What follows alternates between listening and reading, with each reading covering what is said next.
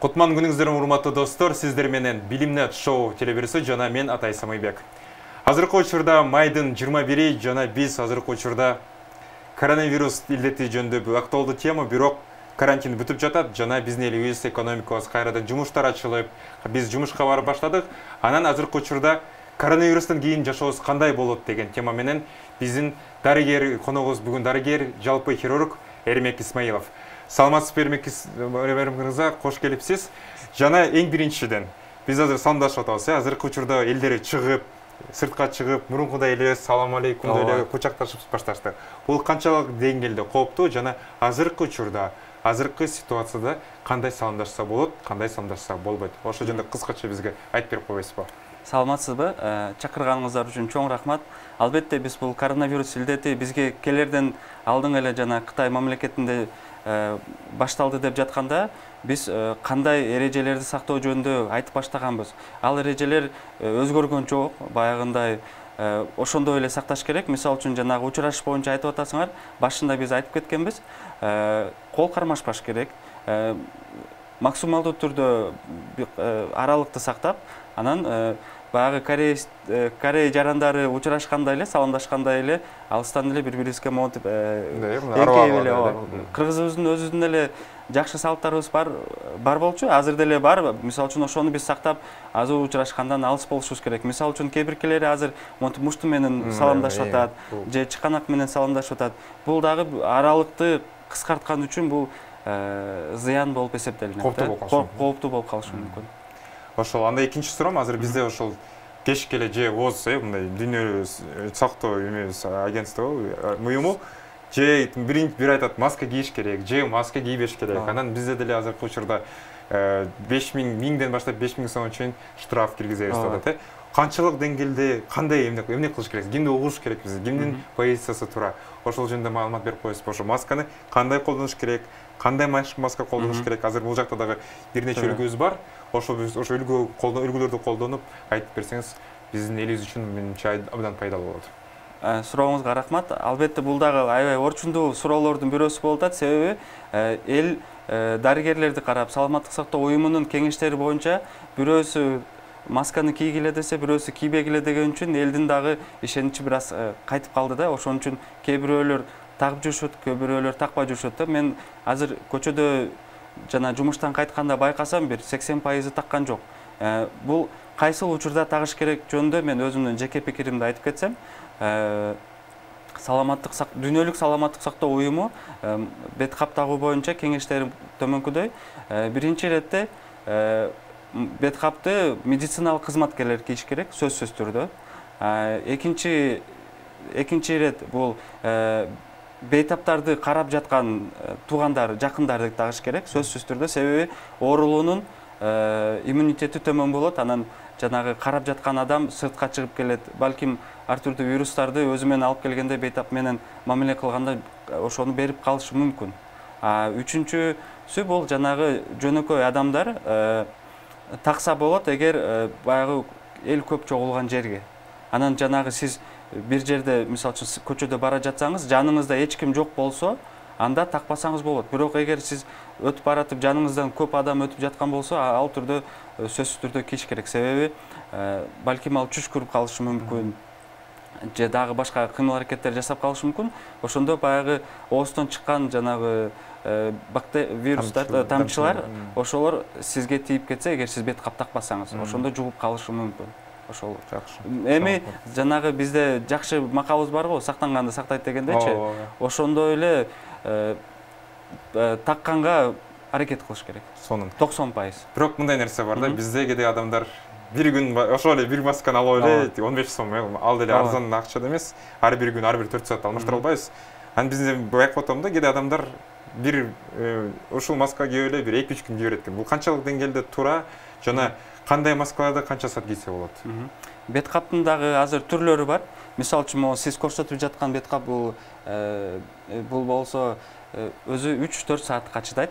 Бул бет капты өзгөчө жанагы медициналык кызматкерлер жумуш учурунда баягы мисалы үчүн 8 саат иштесе, эки бет капты эки жолудан кийип баштайт да. Эгер сизде өзүңүздүн үйдө өзүңүз тиккен материал менен тиккен бет кап жок болсо, эгер ушундай болсо 4 саатта бир жолу алмаштырып туруш керек. Андан дагы күчтүү бет каптар бар, мисалы үчүн буларды баягы тагуу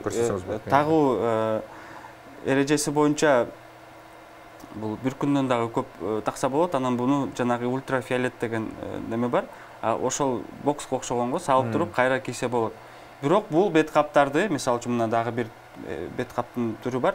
Бул бет каптар көбүнчө медициналык кызматкерлерге керек да. Себеби дүйнөлүк саламаттык сактоо уюмунун айтуусу боюнча медициналык ушундай баягы эффективдүү бет каптардын медициналык кызматкерлерге жетишсиз болуп жатат да. Ошондуктан жетишпей жатат. Анан мисалы үчүн азыр көпчүлүк көчөдө көрүп жүрөм, ошондой бет каптарды тагып жүрөт да. Аны такпай эле жөнөкөй эле сиз өзүңүз үйдө материал менен YouTube каналдарда толтура мисалдар бар, ошо кантип тигүү боюнча. Ошону тигип эле, ошону колдонсоңуз, сиз медициналык кызматкерлерге чоң салым кошкон болосуз да. Чоң рахмат. Ошон үчүн достор, азыр айтып кетейик. Мындай бет кап 40 өлө чоң эле сом, 100 сомдон да, 100 сомдон ары. Ошон үчүн эгер силерде мүмкүнчүлүк болсо, бул биздин урматтуу, бизге керектүү учурларда мед кызматкерлерге берели. Анан өзүбүз үйүбүздөн эле жасап, же ушундай эле бет кап кийсек жетиштүү экен. Чоң рахмат. Ал эми биз азыр мындай да нерсе бар. Бизде акыркы 20-30 жылда мындай влажный салфетка деген аябай тренд болуп кетти. Бүт жерде табиятка барсаң деле таштандыктан деле ошолор. Ушулар азыр салымдаштыргандан кийин бир нерсе кийгенден кийин дезинфекцияга жарайбы же жарабайбы? Ушундай влажный салфеткалар, wet wipes'тар.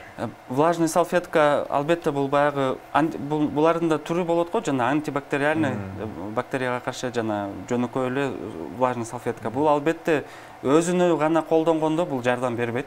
Себеби эффективдүү болуш үчүн биринчи иретте колду самындап жууш керек. Андан соң кургатып туруп, антисептик менен гана сээп, андан соң гана башка иш аракеттер жасаса болот да. Жеке бул влажный салфетканын өзүнүн жардамы жок. Түшүнүктүү, чоң рахмат.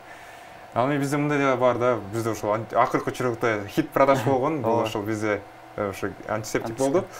Анан азыр мындай болуп атпайбы? Ошо антисептикти колдонуп, анан же мындай кандай колдонуш керек? Эдилер алып туруп эле азыр эле өткөзсөк, мындай эле кандай азыр мына антисептик сепкенден кийин кайсы жактарды тазалаш керек? Тырмагы же өзүнүн эрежеси барбы, же жөн эле монтип кылып эле жетиштүүбү? Биринчи иретте айтып кетейин. Биринчи иретте айтып кетейин, бул антисептиктин түрлөрү болот. Бул баягы спрей антисептик, анан жанагы жөнөкөй жидке куюп, суукту мындай куят да. Бул спрейдин эффективдүү болуш үчүн бир 20 жолу өзүңүзгө чачышыңыз керек, колуңузгачы. 20 жолу. Себеби жидкийдики болсо мындай дароо эле колуңузга кулат дагы бардык немелерге колуңуздун аралыгына тиет. Эгер спрей менен бир жолу мисалы үчүн монтип чатсаңыз, баягы колуңуздун ортолоруна тийбей калат да. Ошондо бул кылган аракетиңиз эффективдүү жок болуп калат. Ошондуктан кандай колду жууш керек? Мисалы үчүн биринчи иретте монтип колдорду жууп, кайра монтип колдорду көрсөтүш керек, жуупчу. Бардык иретте жасаш керек туурачы. Бул деле баягы YouTube каналдарынан көрсө болот. Мындай өзгөчө жерлерин айтып атам да, аны колдорду монтип аралыктарын бүт баарыны каптап жууш керек болот да. Анткени 1-2 жолу эмтип эле монтип койсо болот. Бул дегени бул жанагы орустар айтмакчы для галочки эле болуп калып атат да. Ооба. Түшүнүктүү. Мен деле анткени для галочки кылып жүрүп чыккем, анткени билимим жетишпей. Макул, чоң рахмат. Ал эми азыркы учурда ошол коронавирус илдети биз үчүн аябай бир чоң бир өзгөрүү алып келди, чоң бир сабак болду. Анан азыр көбүнчө азыр экономика жөнүндө сөз болот да. Биз мындай карантин бүткөндөн кийин мындай бүттү. Коронавирус илдети бүтүп калгандай эле сезилип жатат. Баары эле базарлар жакында ачылат дейт, соода дүкөндөр ачылат, мечиттер ачылат, мындай көп коомдук транспорт кирет. Бирок азыркы учурда биз ошол жарандар катары биз эмне кандай бир кадамдар жасаш керекпиз? Өзүбүздүн ошол коронавирус илдети жоголбойт, алдагы мындай ким билет, качан жоголот, качан вакцина чыгат. Азыркы учурда сиз бир сунуштарды айтып кетесизби? Биз жарандар катары, жөнөкөй карапайым эл өкүлдөрү катары биз эмне кылышыбыз зарыл жана өзүбүздү кандай сактанышыбыз зарыл? Абдан жакшы суроо болду. Мен өзүмдүн жакындарым эле бир 60-70% тилекке каршы көпчүлүгү карантин бүткөндөн кийин коронавирус илдети жоголот деген ойлор менен жүрүшөт. Бирок бул такыр туура эмес. Белгилүү окумуштуулардын айтуусу боюнча бул илдет биз менен көп убакытка болот. Мисалы үчүн коронавирус илдетинин вакцинасыны изилдеп табыш үчүн 18 ай убакыт кетет экен. Бул дегени бул 2 жылга жакын уже убакыт болуп калат. Анан ошол вакцина эгер табылып калса, ал вакцинаны 7,5 миллиард адамга жеткириш үчүн 5 жыл убакыт керек экен. Ошондуктан бул илдет менен күрөшүү бизде алдыда. Баягы көңүлдү бош койбош керек. Баягы жаңы илгерки заман келбейт деп айтып атпайбы? Ошол ойго кошулуп, жаңы жашоону жаңы эреже менен башташ керек. Мен кандай кеңештерди айтып кетет элем? Бул албетте жанагы биздин эң маанилүү баягы эрежелерди сактоого аракет кылыш керек. Жана башында айтып кеткендей эле бул бет кап тагуу, алыстыкты сактоо, бул 1,5 метр, 2 метр алыстыкты сактоо жана колду бат-баттан жууп туруу. Мисалы үчүн азыр сиз жанагы айтып кеткендей экономиканы баягы төмөндөшүнө байланыштуу айла жоктон иш жерлерди ачууга мажбур болуп атат. Бирок ага карабастан жаңы стандартка ар бир башчы ошол стандартка баш ийип жаңы условияны түзүш керек, шарт түзүп бериш керек. Мисалы үчүн азыр мен маалымат булактарынан карап жүрөм. Мисалы үчүн жанагы фитнес центрлерди ачыптыр. Ошол ар бир фитнес центрге барган жарандын спорт менен машыккан жерлерин терезе менен жаап коюптур да ошочу. Ошондой эле бизде деле мисалы үчүн офистерде болобу, кафелерде болобу аралыкты балким терезелер менен жабыш керек болот. Себеби вирус жана биз айткандай эле азыр жоголбойт. Канчалык биз баягы бизнесибиз жакшы өрчүш үчүн жана элдердин келишин коопсуздугуну ойлосок, ошондой бир жаңы аракеттерге барышыбыз керек деп ойлойм. Түшүнүктүү. Анан азыр мен өзүм шаар пландоочумун, шаар өнүктүрүү боюнча адисмин. Анан мобилдүүлүк деген өтө маанилүү тема бар. Азыр бизде жумуштар ачылса дагы жумушка жете албаган адамдар көп, жеке автоунаалар болбогон. Анан 25 майдан кийин коомдук транспорт ишке кирет деген нерсе бар. Анан ал жактагы да риск көп болуп атат. Ошол жакта биз ошол коомдук транспортты колдонсок, маршруткаларда чыгышы мүмкүн, ким билет, же 1 айдан кийин. Ал ситуацияда бизде өзүбүздү кандай сактанышыбыз зарыл? Ошол коомдук транспортто өзүбүздүн ошол алгоритм действий деп коет го, өзүбүздү кандай иштеш керекпиз, кандай колдонушубуз зарыл? Албетте бул сиз айтып жаткан орчундуу маселелерди менин баягы көзөмөлүм боюнча мамлекеттин башы катып жатат, жана кээ бирки жарандык активисттердин гана башы катып жатат да. Мындай жөн адамдардын баягы күндө азыркы бет кап кийбеген адамдарды карасак, алардын бул коопсуздугу жөнүндө ойлонтурганда эле жок да. Бирок бул аябай туура эмес көрүнүш. Себеби баарыбыз көрүп атабыз, баягы коронавирус илдети өзгөчө ошондой жабык жерде жана адам көп чогулган жерлерде бат тарап кетет да. Мисалы үчүн бул баягы коомдук транспорт маршруткаларды атайлы. Эртең менен мен азыр элестетип жатам, эртең менен эле ал жерде бир 10 киши олтура турган жерге бир 20 киши олтурушу мүмкүн. Ал жерде 100% ал эгер бирөөсүндө коронавирус илдети болсо, 100% ал жерде жугат, таркайт да. Ошондуктан мен мындай кеңеш берет элем биздин жарандаргачы. Эгер сизде баягы жумушка чейин жөө барыш мүмкүнчүлүгү болсо, жөө гана барганга чара көрүңүздөр. Эгер велосипед болсо, велосипед менен эле барыңыздар. Анан жанагы эгер мүмкүнчүлүк болсо, жанагы троллейбустар же чоң автобустар болсо, адам аз болгон жерге олтурганга аракет кылыш керек. Андан башка өзүңүздү баягы өзүңүздү сактаганга башка эрежеси жок да. Ошого аракет кылганга күчүнү жумшаш керек элебизчи. Себеби жок эл катары эле мен маршруткага олтурам десе, анда ал илдетти балким ал адам өзүнө жуктурат, бирок мындай симптому жок, белгиси жок өрчүтүшү мүмкүн. Бирок үй бүлөдөгү ата энелерге жана балдарына кооптуу болуп калып атпайбы? Ошол нерселерди ойлош керек да. Чоң рахмат.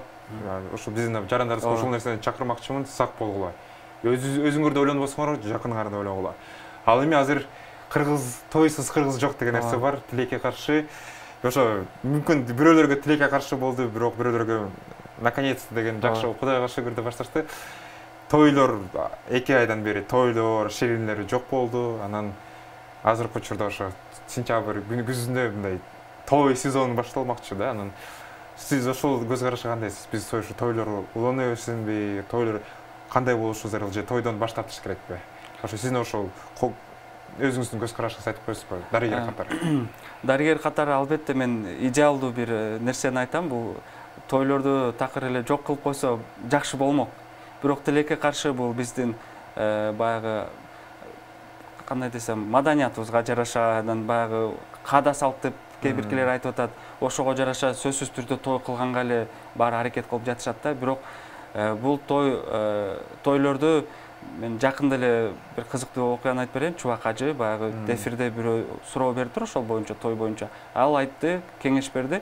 5 жылга мораторий берсин депчи, баягы тойлорду өткөрбөсүн деп. Мен дагы аябай кошулмак оюна кошулуп жатам да. Себеби азыр той дегенде эл көп чогула турган жер мүмкүнчүлүк болуп атат. Кээ биркилер 500 адамды ошол жерге чогултат, кээ биркилер 300, андан дагы көп чогулткан адамдар бар да. Вирустун түздөн түз баягы жайылышына чоң мүмкүнчүлүк. Биз вирус менен күрөшпөй, наоборот, ага биз жардам берип, көмөк көрсөтүп атабыз да, жардам берипчи. Анан балким башында биз баягы элибиз башында макул биз эрежелерди сактайбыз дегендер дагы бар. Бирок баягы жерде шарап ичилет, дагы башка нерселер жасалат. Ошондон кийин ар бир жаран өзүнүн кыймыл аракетине жооп бере албай калышы мүмкүн. Ошондуктан эгер жок биз өткөрөбүз деп такыр эле болбосо, анда менин оюмча азыр мамлекет ошол боюнча чара көрүп атат. 50 адамдан жогору чогулбасын деген эрежелерди чыгарып атат да. Балким ошондой кылса болот. Жалпысын алганда мен каршымын. Анан дагы бир нерсени айтып кетейин, кызыктуу бир нерсени. Тойлордун азыр өтпөй калганына байланыштуу көптөгөн оорулардын сезгениши азыр азайып калды. Мисалы үчүн өт оорусу боюнча, уйку бездин сезгениши боюнча оорулар азайып калды. Эмнеге? Мисалы үчүн кээ бирки инсандар бар, жанагы баягы орусча айтканда уважаемый адамдар бар. Алар бир жумада сөзсүз түрдө 5-6 жолу тойго барышат да. Анан алардын мисалы үчүн өттө проблемасы болсо, күнүгө эле кечки убакытта тамак аш баягы тойдо жеп, анан эч нерсе кыймыл аракет жасабай, жатып алып эле эртеси күнү тойго барганда ошол оорулардын сезгенишине алып келет. Ошол оорулар бизде азыркы учурда азайып калды да, жакшы жагы. Сонун. Ал мен тамак аш жөнүндө сөз башталып кетти. Анан азыркы учурда бар го мы то, что мы едим дегенчи. Анан азыркы учурда биздин тамак маданияты кандай? Биздечи ошол кандай тамактанып атабыз? Кыргыз элибиз жалпысынан кыргыз ошол. Анан эмнени сиз өзү дарыгер катары эмнени сунуштамаксыз? Кайсы диетанычы, кандай сактанышы зарыл? Эмне кайсы тамактардан, азык-түлүктөрдөн баш тартып, кайсы азык-түлүктөргө көбүрөөк көңүл бурушубуз зарыл? Сурооңузга чоң рахмат. Бул боюнча албетте ар бир мамлекеттин өзүнүн баягы жашоо шартына байланыштуу болуш керек. Мисалы үчүн биздин Кыргызстанда жана тоолуу аймак болгон үчүн кээ бирки дарыгерлер жанагы чучук картаң, казы картаң чучуктарды жегенге кеңеш берет. Ооба, ал сиз биздин баягы иммунитетибиз көтөрүлбөйт деп бир ушундай бир ой бар да. Анан мисалы үчүн Кореяда болсо алар баягы көбүнчө жашыл немелерди жеп, чөптөрдү жеп жашашат да. Алардын өзүнүн жашоо шартына байланыштуу. Биздин учурда бир гана баягы казы картаң чучукту гана эске албай, баягы мөмө жемиштин да кени болуп эсептелинет да. Мисалы үчүн Кыргызстандачы бадыраң, помидор, өрүк, бүт баары бизде баары сезон боюнча бар. Мисалы үчүн чет мамлекеттеги биздин кесиптештерибиз аябай суктанышат бул боюнчачы. Эмнеге силер ошону жебей, тескерисинче жанагы азыркы учурдагы фастфудтарды жеп жейсиңер, өзүңөрдү арзан болуп атпайбы? Бул мисалы үчүн черешнялары, жанагы бадыраңдар бизде аябай арзан да, салыштырмалуучу.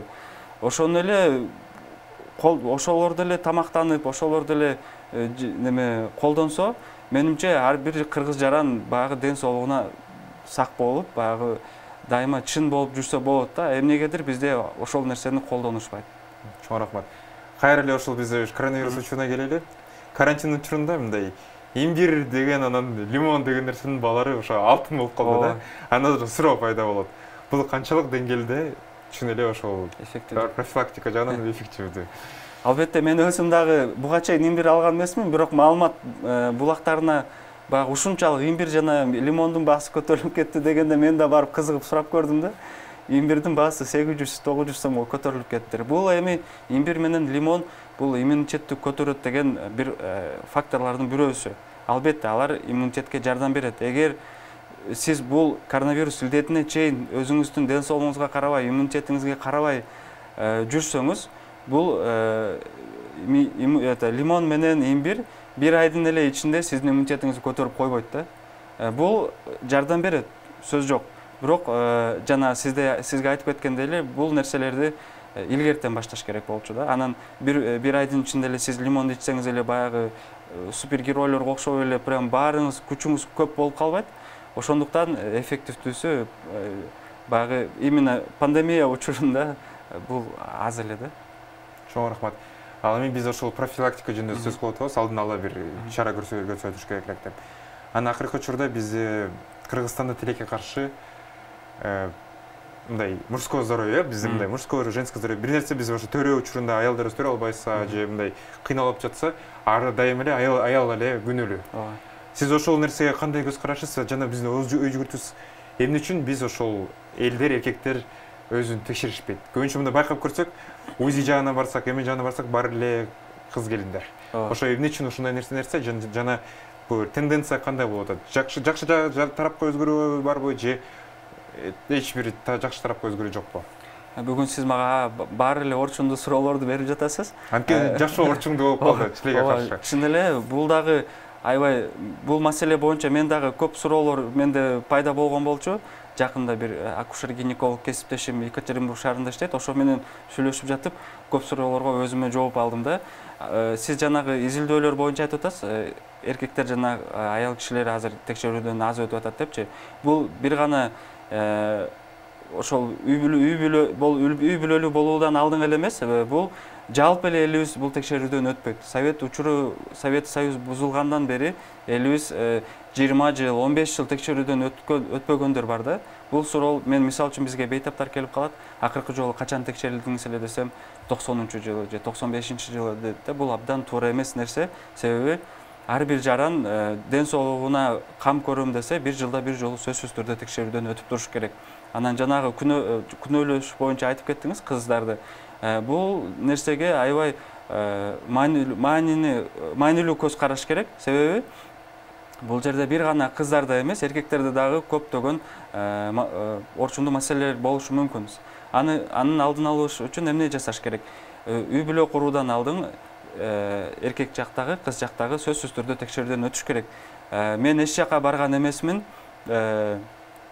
мен тазамын дегенден алыс болуш керек. Себеби көптөгөн оорулардын белгиси жанагы мындай белгисиз өтөт да. Мисалы үчүн симптомсуз өтөт. Мисалы үчүн бизде мындай жалпы алганда кыргыз элибизде бир түшүнүк бар экен, ар бир кандай гана оору болбосун, ал сөзсүз түрдө өзүнүн белгисин көрсөтүш керек. Жок, андай эмес. Көптөгөн жугуштуу оорулардын белгиси билинбейт. Мисалы үчүн гепатиттер болобу, альвеокок, эхинокок болобу, алардын такырдагы бир убакытка чейин белгиси жок өтүп кетиши мүмкүн да. Ошондуктан бул бир гана аял үчүн эмес, эркек үчүн дагы керек, жана болочоктогу балаңыз үчүн дагы керек да. Эгер сиз ошол балалуу боюнда болуудан алдын текшерүүдөн өтүп койсоңуз, көптөгөн жанагы оорулардын алдын алганга салымыңызды кошосуз. Рисктер азаят, рисктер азаят. Жана мисалы үчүн көптөгөн азыр төрөт учурунда ошол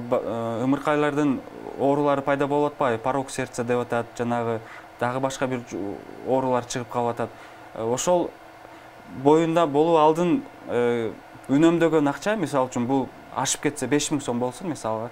Кээ биркилерде бул жок болушу мүмкүн, бирок балалуу болгондо ошол ооруга бул 5000 сомдон көп акча кетип калат да. 100 000 деген сом. Ошол убакыт кетет, нерв кетет. Өзүңүздүн ден соолугуңузга дагы чоң баягы стресс алып келесиз да. Ошондуктан баары жакшы болгон учурда эле ошол 5000 сомду аракет кылып таап туруп коротуп алсаңыз, кийин сиз уже жанагы көңүлүңүз тынч жүрөт да. Сонун. Ал эми стресс деген сөз ачылып кетти. Азыркы учурда ошол карантин учурунда 41,5 айдан бери үйдө отурдук. Эч жака чыкпай, мындай парктарда жабык болду. Азыркы учурда да бизде ошол бульвар, эркиндик бульварда жабык тилекке каршы. Анан ошо стресс деген эмнегедир биз ата-эне менен сөйлөшкөндө, чоңдор менен сөйлөшкөндө стресс деген сөздү билчү эмес экен. Бирок тилекке каршы акыркы 30 жылда азыркы мындай биз чоңоюп баштадык. баары эле стресс болуп эле мындай антидепрессант ичет деп психологторго көрүп барып ташташты. Бул жакшы бир нерсе, психологко баруу. Эмне үчүн биз ушундай абдан эле өтө эле бир стресске кирип кеттик. Стресс деген эмне? Же мүмкүн эме көңүлү жок болсо эле стресс болобу? Ошол стресс жөнүндө, анан депрессия жөнүндө кичине маалымат берип коесузбу? Бул эмне деген нерсе, анан алдын кандай профилактика кылсак болот? Албетте, бул толук түрдөгү стресс жана депрессия боюнча бул өзүнүн адистери бар. Албетте, бул баягы психотерапевт, психолог, анан ошолор толук түрдө маалымат бере алат. Бирок мен өзүмдүн жеке пикиримди айтып кете алам да. Стресс деген бул баягы адам өзүнүн баягы эч нерсе бул өзүнүн ички дүйнөсүнө кирип кетүү деп түшүнсө да болот да. Мисалы үчүн көптөгөн орчундуу маселелер бир убакта келип калса, мисалы үчүн акча жок болуп калат, үй бүлөлүк маселелер болуп калат. Ошонун баары бир топтолуп келгенде организмге терс таасирин алып келет да. Ошол нерсени мындай жалпак тил менен айтканда стресс деп айтса болот да. Мисалы үчүн баягы эч нерсе кыла албай калдым, баягы чоң маселелер болуп калды деп адам өзүнө өзү бир жолго алып келип алат дагы. Ошол стресс дегенде терс гормондор организмде иштеп баштайт дагы, организмдин иммунитетинин түшкөнгө себеп болот да.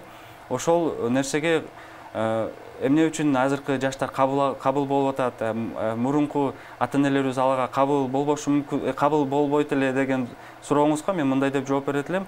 Мурун азыркыдай маселелердин көптөгөн маселелердин пайда болушунан дагы деп ойлойм да. Мисалы үчүн мурун ата-энелерибиз стресс ал убакта деле болгон, бирок буга баягы аты айтылган эмес да. Анан алар ата-энелерибиз көпчүлүк учурда бул стрессти жанагы кыймыл аракет менен чыгарышчу. Азыр шаарда жарандарыбыздын кыймыл аракети аз болуп калды, себеби көп жумуштар булар офисте иштеген жумуш болуп калып атат да. Биз компьютерде олтуруп эле баарын басып эле баягы иштеп жатабыз да. Мурун болсо ата-энелерибиз мал кайтарчу, сугарчу, баягы талаага чыгып иштечү, бүт ошол стресс, баягы азыркы айтып аткан сөз стресстин баарын ошол жакта чыгартчу да. Бугун чыгарчу. Азыр биз болсо стрессибизди жакындарыбыздан чыгарып атабыз да. Же колду көтөрүп, же колду көтөрүп жатабыз да. Баягы азыр баягы маалымат булактары боюнча чыгып атпайбы?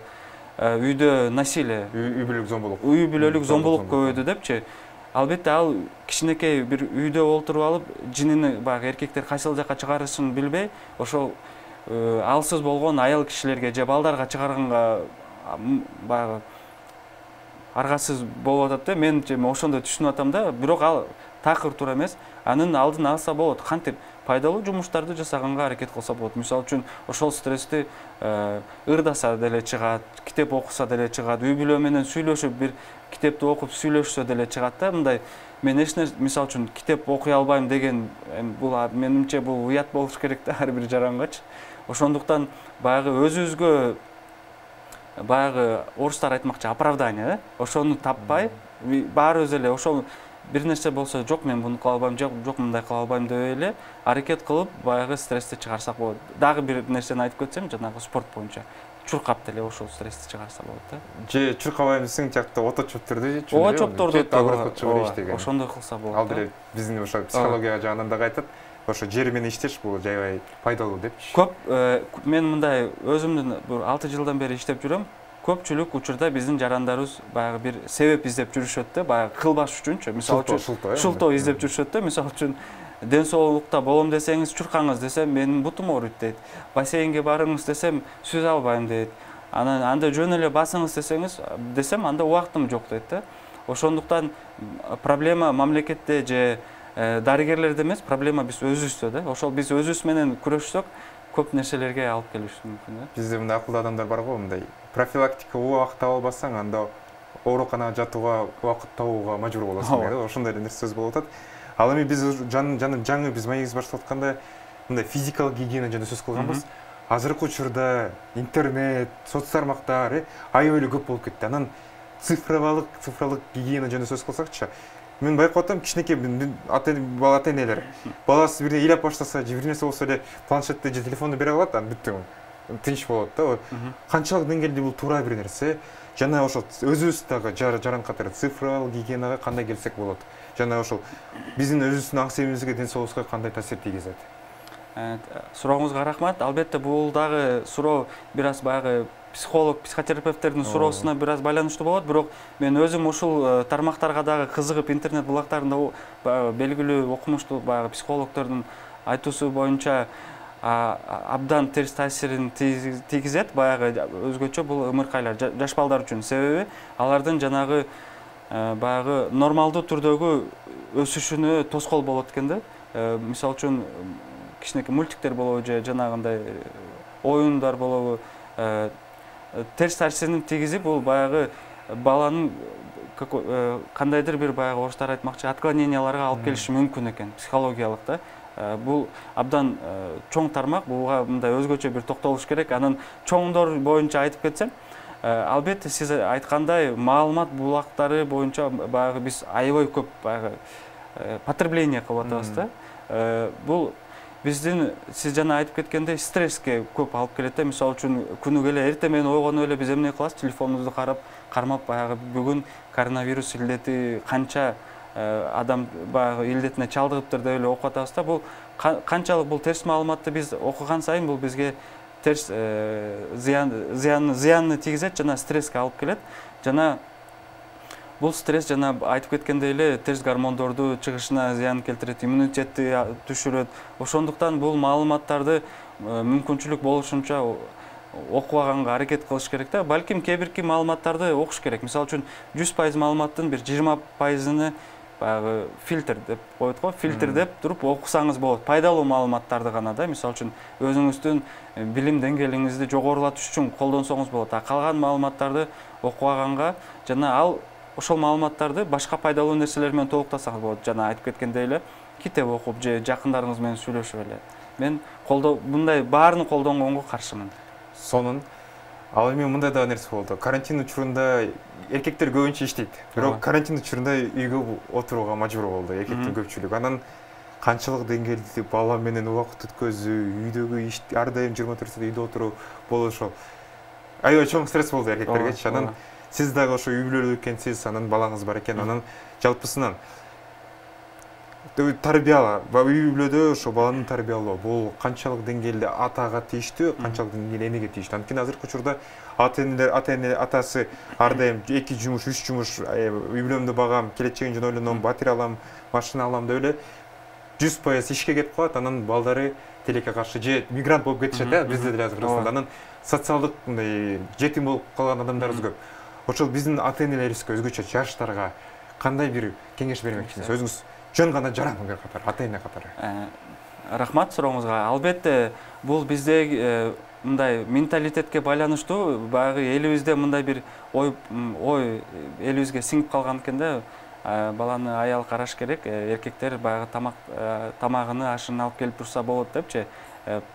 Тарбия боюнча көбүнчө аял кишиге байланыштуу депчи. Бирок бул менде деле чын калп айтпайм, менде деле бул бир убакытка чейин ушундай бир ой болчу да. Бул өзүң ошол нерсени башыңдан өткөрмөйүнчө түшүнбөйт окшойсуң да. Анан балалуу болгондон кийин башында мен деле жумушума байланыштуу баягы мен баягы нөмөттөрүм бар да. Мисалы үчүн бир жумада 2-3 нөмөтүм болуп калса, баланы көргөнгө бир 1-2 саат эле убактым болчу да. Анан жанагы келинчегим карашыптыр же бир нерсе десе, баягы өзүмчө бир ызаланып кетчүмдө, мен баягы таап келип атпаймынбы депчи. Башында бул менимче бул жаш ата-энелерде мындай проблемалардын көбүнчөсүндө эле болот. Бирок карантинге чоң рахмат айтып кетемин. Карантин убагында мен нөмөткө барып калдым, күндүзү үйдө болуп калаттым да. Бир жумада бир жолу эле нөмөткө барып калаттым. Анан ошол убакта балага баягы иш учурунда бере албаган мээримимди ошол убакта бергенге аракет кылдым. Жана мындай карап көрсөң, бул албетте психологдор айтат, 50% болуш керек аял киши жактан, эркек киши жактан. Ошол нерсени мен ошол карантин учурунда түшүндүм, себеби мен азыр балага карашып, жардам берип жатканда баланын мээрими жана атанын мээрими берип аткан мээрим бул абдан мындай сөз менен айта албаган эбегейсиз нерсе экен да. Себеби азыр мен жумушка бара жатканда деле жүрөгүмдө ошол мээрим турат да, баягы үйгө барып баламды көрсөм экен депчи. Бирок ага чейин мен албетте келесиң карайсың, күлүп атат депчи, ыйлап атат, жакшы деп баягы аталык милдетимди аткарып атам деген бир ой эле бар болчу да. Азыр бирок карантин учурунда ал аталык милдет эмес экен. Мүмкүн болушунча караганга жардам бериш керек экен деп ойлоп ошондой бир түшүнүк эми пайда болду да. Сонун ошол ата мерими деген, ошол мурун эле мерим деген эне эле бар экен да. Бирок ата мерими деген үчүн чоң рахмат. Буйрса, Кудай буйрса, ошол биз дагы болочоктогу ата болсок дагы сиздин үлгү алабыз, анан сизге окшогон ата энелердин үлгү алабыз. Ал эми бизде ошол бизден бул жакта фондо китептер турат. Анан биз азыркы учурда мындай болот да. Үйгө барсаң, шкафтарда китеп отурат, бирок кайсы китепти окудуңар десе, мындай жөн эле бир экспозиция катары эле турат экен да. Анан биз ошол телевизор сонуна келип баштады. Сиз ошо биздин жаштарыбызга, жалпысынан жалпы элибизге кандай кайсы китептерди сунуш кылмакчысыз? Минимум бир 3 китеп же 5 китепти атап коесузбу? Анан жалпысынан китеп окуу канчалык деңгээлде ден соолугубузга жана руханий ден соолугубузга пайдалуу? Сурооңузга чоң рахмат. Руханий, албетте бул руханий байлыкты аябай көтөрөт да. Китеп дегенчи мен өзүм деле бир убакытка чейин китеп баягы окуу учурунда биз албетте китептерди окуп жүргөнбүз, бирок бул ошол сабакка байланыштуу китептерди окуп жүргөнбүз да. Мындай көркөм адабиятты мен чын айтайын аз окуппун. Бирок университетке тапшыргандан кийин ошол менин баягы жетишсиздиктеримди толуктаганга аракет кылып, эми азыркы убакта окуп жүрөм да ошол китептер боюнчачы. Мен акыркы окуган китептер бул албетте медицина тармагына байланыштуу болбосо дагы биздин белгилүү Эмиль Үмүталиевдин сунуштаган китептерин мен окудум да. Жанагы бул эмоционалдык интеллект китеби деген, анан Грузия кандай реформа болду деген китебин окудум. Жана үчүнчү китеп бул Кылычсыз самурай деген китепти, ошол китепти окудум. Бул менин мындай руханий байлыгыма абдан чоң салымдарды кошту да. Себеби Кылычсыз самурай дегенде бул лидерлик сапатты кантип өрчүтүш керек, дайым эле баягы курал менен эле маселени, баягы акча менен маселени чечпей эле жанагы жөнөкөй сүйлөшүү тарабынан, түшүндүрүү тарабынан деле бийликти баягы дүйнөнү багындырса болот деген кеңештери мага абдан мындай таасир калтырды да. Ошол китептерди мен сунуштап кетет элем. Чоң рахмат, аябай сонун китептер, мен дагы сунуштайм. Ал эми урматтуу достор, ушундай сонун бир атмосферада биз өзүбүздүн маегибизди бүтүрүп жатабыз. Сиздер менен Атай Самойбек болгон, жана Эрмек Исмаилов. Кыргызстандын келечеги үчүн ойлонойлу, бар бололу, сак бололу, бактылуу бололу. Сиздер менен Атай болгон, көрүшкөнчө.